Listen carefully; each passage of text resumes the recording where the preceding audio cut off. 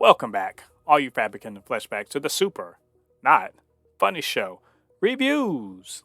And today I'm reviewing episode 5 of The Peripheral. That's called What About Bob? It's coming to you from Amazon Prime Video. So, what did I think about it, and should you be watching? And before we start, get down there, hit that like and that subscribe button.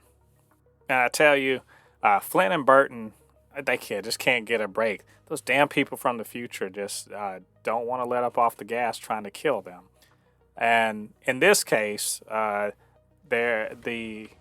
research institute has got their little, reconstituted robot assassin guy to make some contacts in the present tense to try to get Flynne and Burton killed off. And I found all that actually quite interesting in the sense that all this future knowledge allows them to have access to quite a few unsavory people. In this case, I would assume a former IRA, assassin, and they pretty much are doing it like they did with Flynne and Burton, except they are contracting a killing, and all of this sort of starts off in a very interesting way. This guy clearly lying low, and he realizes someone kind of put him on somebody else's radar, and he goes and kind of handles it with the only person who could have known, not just about who he is, but who his daughter is. There's plenty of pretty gruesome, not I want to say gruesome, but very bloody action.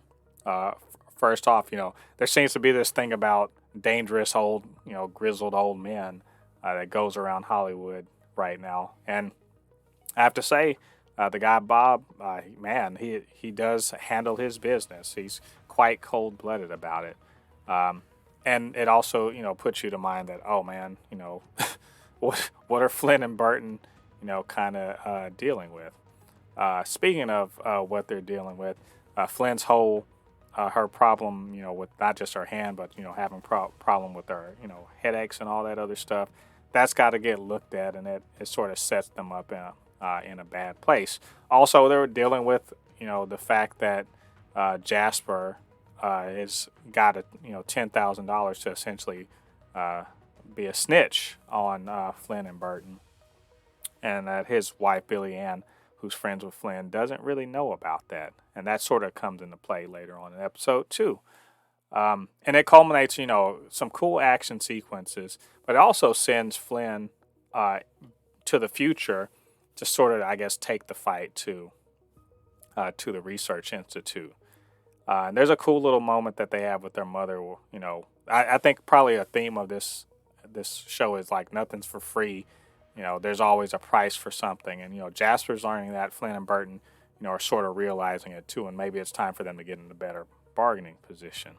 So, just overall, I thought this was a pretty cool episode. I don't think it's the best episode we've seen so far. There's some kind of, silliness and weirdness into it. But it does move the ball down the field. Does, advance, Wilf and and Flynn's relationship, whatever that may be called. It does advance that. We do earlier on we get to see more of Alita, which we haven't seen in a couple episodes. Really since Flynn sort of died in the other body. We see her, sort of chatting up an old flame and getting access to finding out about the font that lets them go through the stubs and what they're all up to. And you see, as she says, she's actually a good person down deep inside, and that's why she's decided to fight against the Research Institute, and they're essentially going for mass mind control or something like that. Of course they are. Why wouldn't the big shadowy scientific conglomerate not be trying to do mind control? Because why aren't they doing that?